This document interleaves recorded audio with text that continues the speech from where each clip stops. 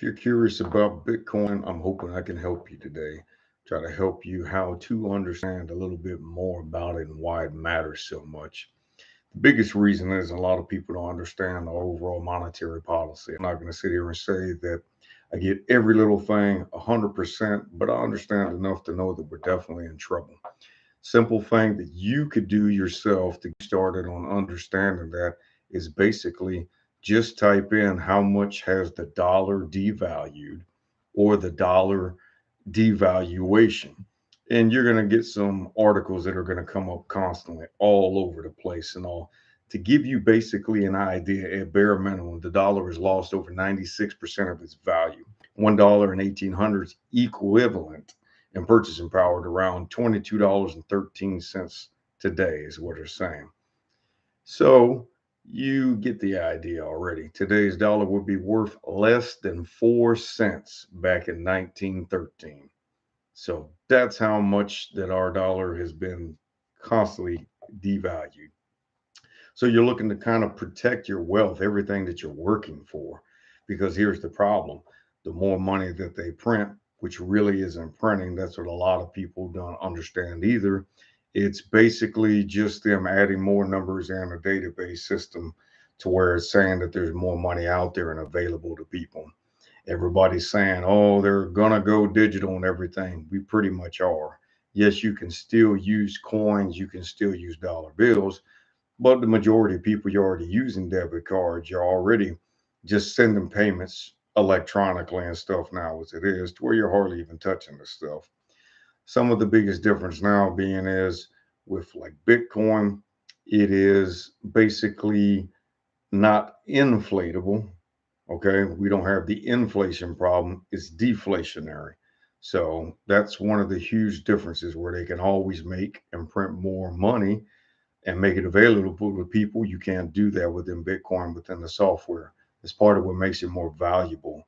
You don't have a system and corrupt people, in essence, whether you believe they're corrupt or not. It's corrupt in the fact that if they're always just going to raise the debt ceiling and make the hard money or hard worked for money that we own worth less and less to where we can get less and less with it, to me, this is corruption because it's robbing people's wells, it's robbing people's livelihoods. So you want something that has the ability to resist this change. And that's what Bitcoin does. Bitcoin will only ever have 21 million ever made. The other thing is they believe there's probably 3, 4, 6 million that's probably been lost forever. Regardless of the number, even if you hold the higher ceiling of 21 million, this is a great thing because you're not going to have to worry about more and more of it going out there and it changing the overall valuation of it and what it's really worth. A lot of people have the misconception right now that Bitcoin's not worth as much because they see the price change and everything. Let me give you a good example. If you own a good stock, say such as Apple or something like that, there's going to be times where the price fluctuates. It doesn't really mean that it's not really worth, anything or that its overall value is worth less. Just at the particular time, it's showing that it's not really worth as much in dollar values, but its overall value is in what it does. And that's a great comparison, in my opinion, by using them because Bitcoin is just software too. Been trying to explain that to people before. And where you listen to some people and they think that it's not worth anything, it's just not true. Because they're saying, oh, you can't handle it, you can't hold it or whatever. So it's not worth anything. It's not sound money. Well, let me give you a couple examples of how, in essence, it could be, because they were saying sound money is the ability to hold it, to have it, and drop it, and it makes a sound. Well, technically, you can do that with Bitcoin too. If you put it on a ledger, as they call it, or a cold storage type wallet that they have now, which is just an electronic device that kind of acts as like a thumb drive that you would save pictures on or any other information. Except for in this scenario, you would be saving your money. So you could have it on there, drop that, and it would make a sound. So technically, it is sound money. Not only is it sound money, it's the soundest money we've ever had, due to the fact that nobody can completely control it. It's not considered a security because there's no one person like you would have with a normal company in charge that can be held accountable for certain actions that they may or may not do or be accused of and all, which tends to super fluctuate stocks. So that's another reason why Bitcoin is just that much better. There is no one person in control and the head of this thing. No one government controls it completely. You can have certain more centralized areas of control by the hash rate that happens with it. With Bitcoin, it is being mined, as they say, by computers. It's solving algorithms and all, and proving as it goes through the blockchain, as it's known, as each block is formed, they're interlinking like a chain. So the more computers on there creating and mining Bitcoin, the stronger it is. The higher the hash rate is, that means the harder it is for it to be hacked. The value in it also is Bitcoin has never been hacked. No bank account, no bank can say that whatsoever. When you're hearing of people getting hacked and stuff like that, they didn't hack the network. They hacked somebody being irresponsible, is what they did. Somebody who was lighter on their security of a better way they could have handled their own coins. The other huge thing about Bitcoin is enables you and allows you to be your own bank. There's no middleman. You can send money anywhere around the world for next to nothing. They have what's called the Bitcoin Lightning Network now, which you can use on Strike.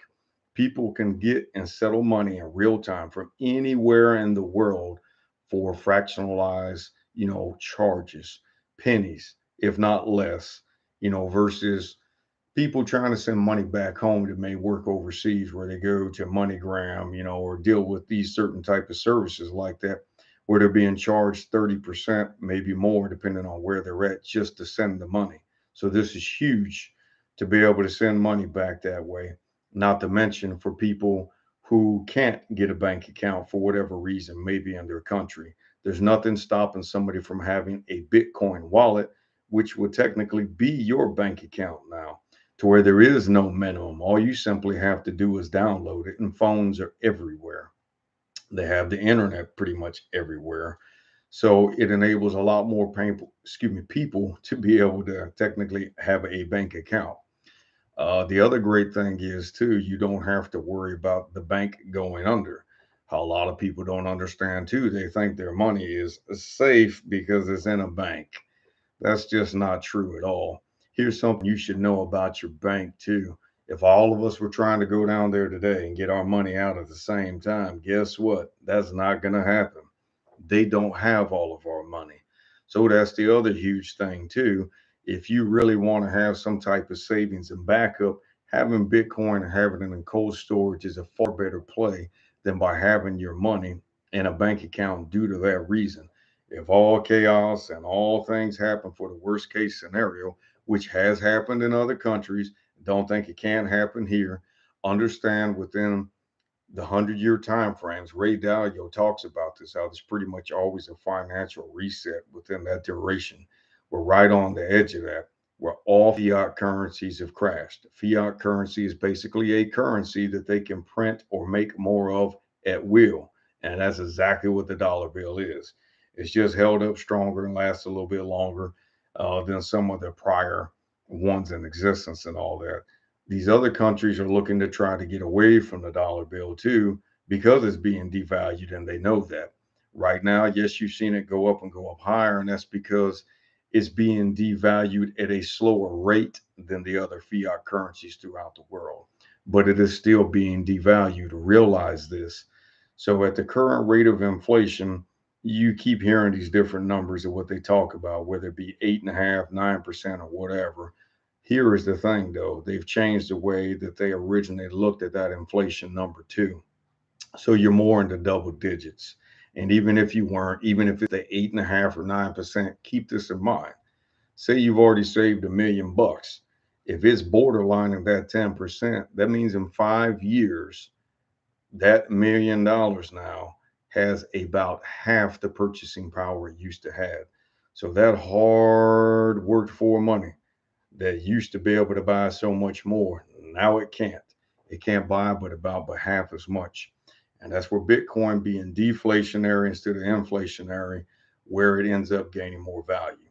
to where the bottom line is this, is that over time with the supply and demand, because it's a fixed supply and demand will rise higher because nobody wants to hold on to currencies getting worth less, it will continue to increase in value. And it's definitely starting to do that. It's going to replace gold and a lot of other things, but gold at a bare minimum.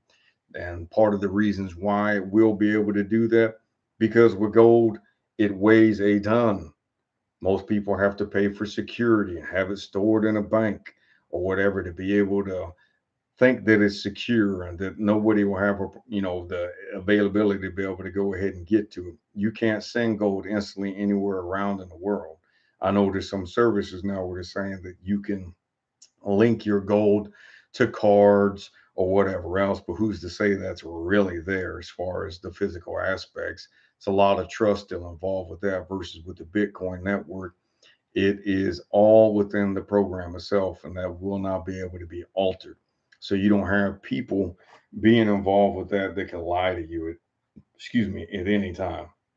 You have a software system that is been the best known so far, really, for payments, in my opinion, because you hear a lot of other people, they talk about these other ones. They're so much faster, they can do it quicker.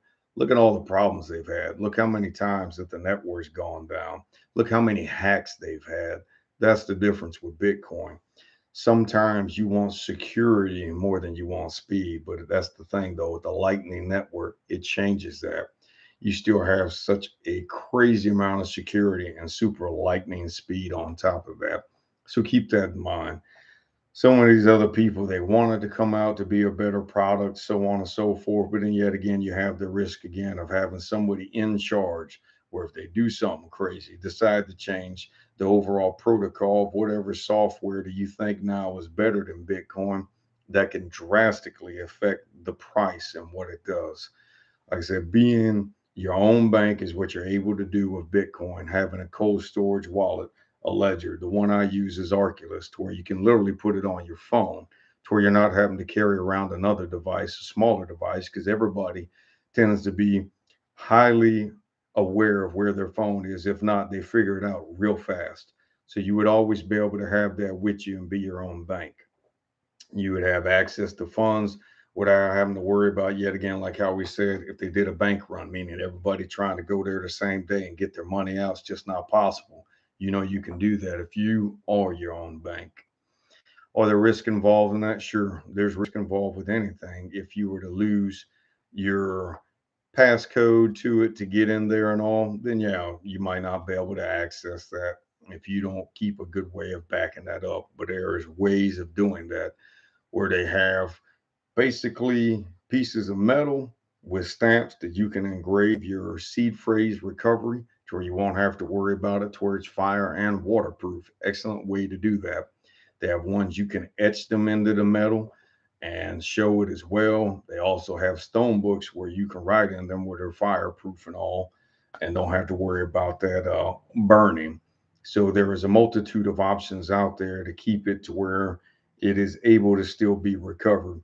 With the Arculus one though too, the great thing about that, it has the card that will be that seed phrase on there where you can put it to the back of your phone through the NFC, which is the near field connectivity. It senses it, reads it, and knows that it's you. It's like, hey, here we go. It's ready to open up. You have your biometrics where you can use your thumbprint and all for easy access and all to access those funds as well. They continue to add and support more. That's one thing I think they definitely need to work on is get some more of these coins that are already up in that top, 20 at least listed in there, such as Cardano. Other than that, it's an excellent service and all, and I would highly advise using them. The other thing I would say, as far as going down and through the understanding of this, where yet again they said that there's no value in this because you can't hold it, it's just out in cyberspace or whatever. So is almost all the money you spend nowadays. If you're using PayPal and you're wiring things across to another one and all, that's already just cyberspace as it is. That's just numbers that are out there, just like code. It's all code, and so is Bitcoin. To say that code has no value means to say that the internet has no value. that Apple has no value, that Microsoft has no value, which is completely ignorant and stupid. It has the most value of anything because it's making things basically available at the cheapest, fastest rate that we've ever seen. Just like the internet, how it basically replaced being the majority of things, far as mail service and stuff like that. Now you have your emails. There's nowhere near as many letters and stuff sent anymore for that reason. You're seeing the digitization more, every day in a more progressive way that has a much higher security than anything we've ever had before. That's the other thing on top of that. It's one of the most secure ways we've been able to actually handle money itself and be our own bank, cut out the middleman, and not have to worry about waiting days at a time and super high fees to be able to transfer money to family or loved ones if they are in need. So it's a way of empowering people and making things worth more in the long run by truly having sound money that cannot be inflated, which is absolutely great.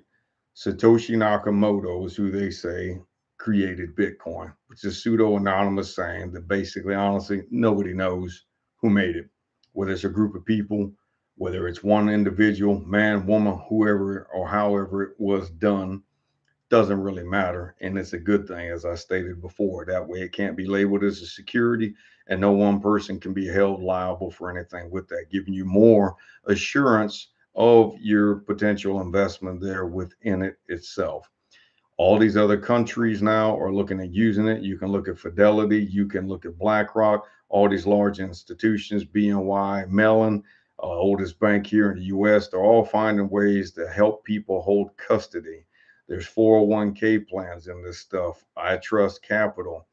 Just look, into this thing and look into it deeper and realize it's not going anywhere. It's just going to be embraced more. They're just going to tax it like everything else. And guess what? Marijuana be legalized soon enough too. They're going to do the same thing with that. That's the reason why they let all those people out. They're trying to find a way to create more revenue, and that's the exact reason why they won't get rid of Bitcoin, why they won't get rid of cryptos. It's another thing they can tax to actually gain some type of money coming back into the government. So, if there's any other questions or something like that that you may or may not understand with the technology or what it is and how it can be valuable, feel free to drop me a comment and ask me whatever it is, like, subscribe, and I'll be glad to try to give you more information. I just tried to want to give you a good amount of a shorter summary to help you understand why it can be so important and the reasons why it does have value. Other than that, I hope you have a great one, and I will see you on the next one. Excuse me, next one.